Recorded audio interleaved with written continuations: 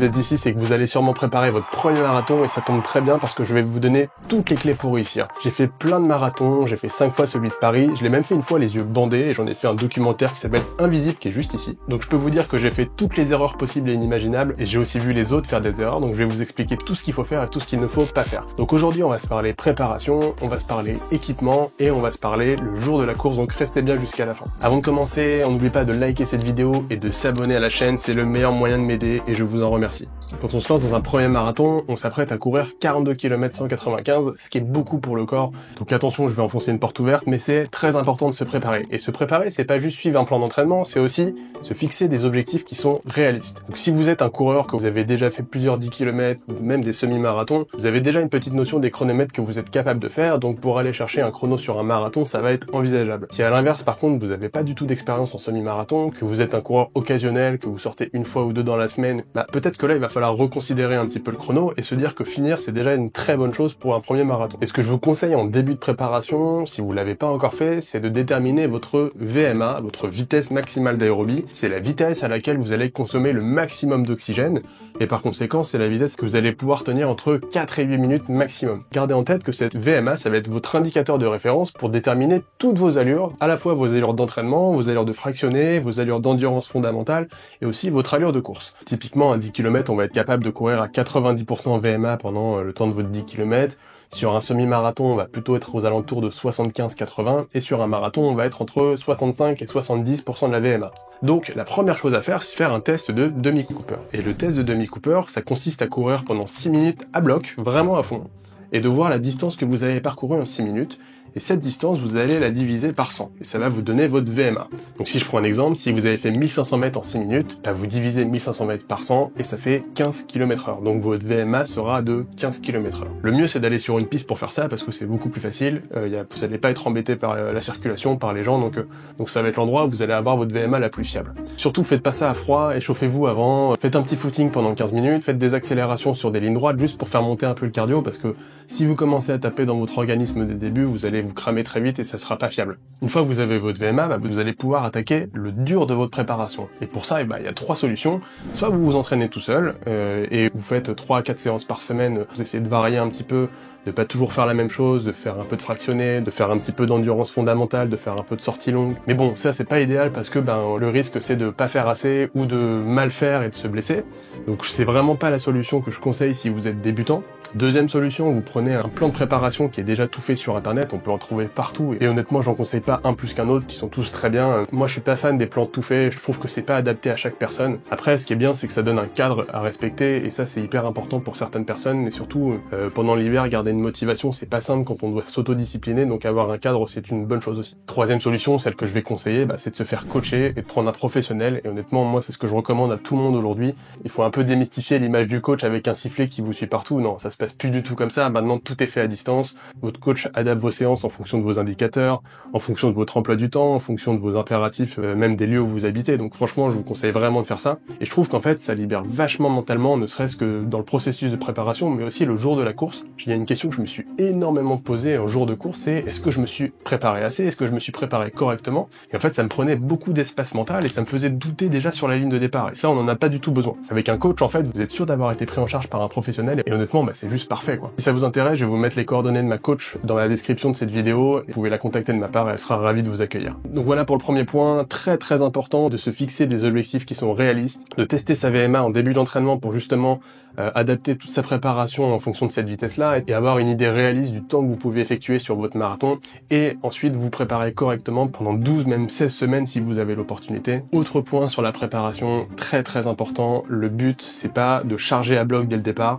Une préparation, que ce soit pour les amateurs, pour les professionnels, c'est une charge progressive. Si vous commencez à charger dès le début, déjà vous risquez de vous blesser très vite et surtout vous allez arriver crever le jour de la course et c'est pas ce que vous voulez. Donc c'est pour ça que c'est des plans d'entraînement de 12, 16 semaines avec une montée en puissance progressive au fil des semaines pour arriver au pic de forme le jour de la course. Donc voilà pour la première partie. Dans la deuxième partie, on va aborder le point de l'équipement. Encore une fois, je vais pas enfoncer des portes ouvertes en disant qu'il faut absolument que vous ayez des chaussures de running. J'imagine que si vous vous êtes inscrit à un marathon, vous avez déjà cette notion-là. Encore que c'est pas toujours le cas, j'en vois encore courir avec des chaussures qui sont pas adaptées. Donc si c'est pas le cas, achetez des chaussures de running tout simplement. Et les chaussures, parlons-en parce que c'est un vrai sujet sur tous les marathons que j'ai fait récemment et j'en vois de plus en plus sur les courses, ce sont les carbone.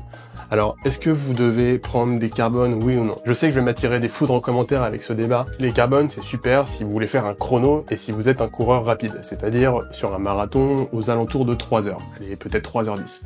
Au-dessus de 3h10 au marathon, ça va être contre-productif. Pourquoi? Parce que ça va vous découper les jambes. En fait, c'est des chaussures qui sont extrêmement légères.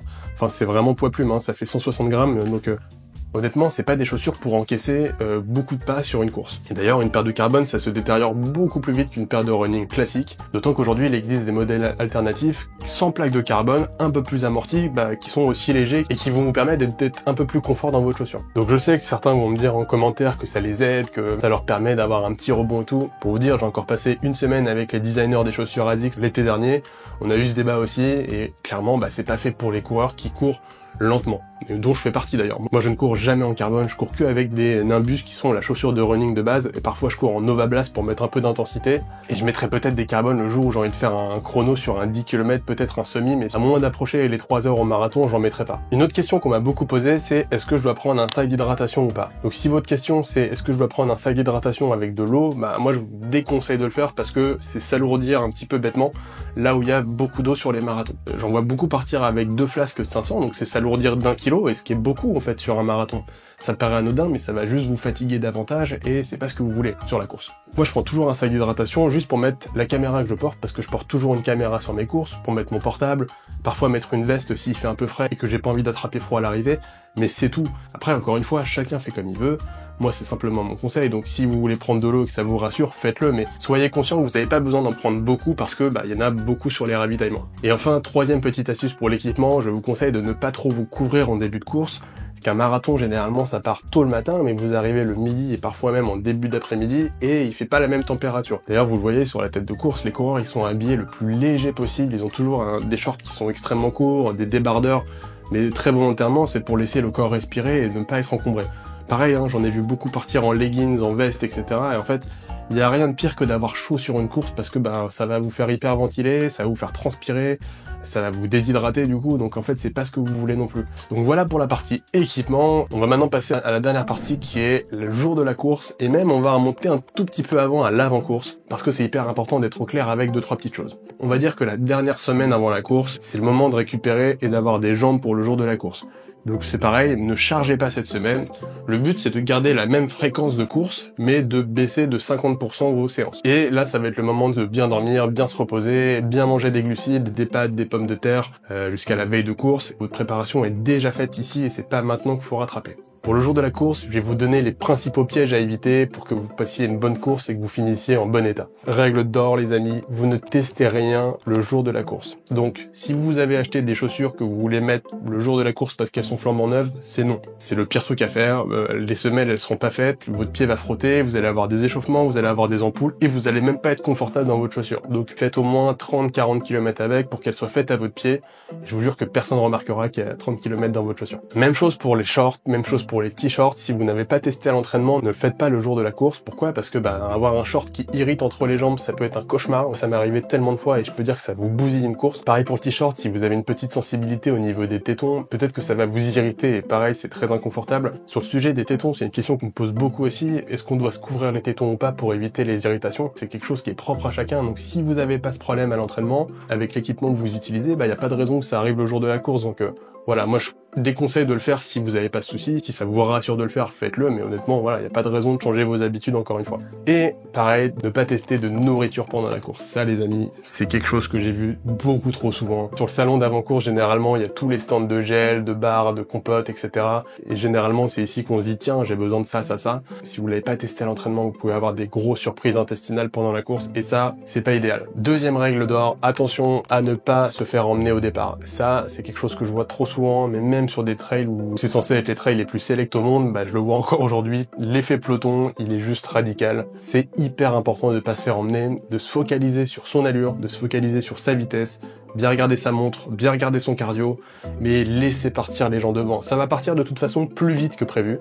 Donc laissez partir, gardez votre vitesse et je vous jure que c'est vrai, vous allez rattraper ces gens-là à l'arrivée. Je vous jure que c'est vrai. Et dans la même veine que ça, attention à ne pas vouloir partir trop vite pour compenser les pertes de secondes à l'arrivée. Ça c'est le pire truc à faire en fait. Si vous avez un objectif de faire une moyenne de 5,30 au kilomètre, partez pas en 5,25 pour se dire tiens je pourrais faire 5,35, ça ne marchera pas. Vous allez exploser. Si vous êtes programmé pour faire 5,30, vaut mieux partir en 5,31, 5,32 et finir en 5,28 que essayer de faire l'inverse parce que je vous jure que ça ne fonctionne pas.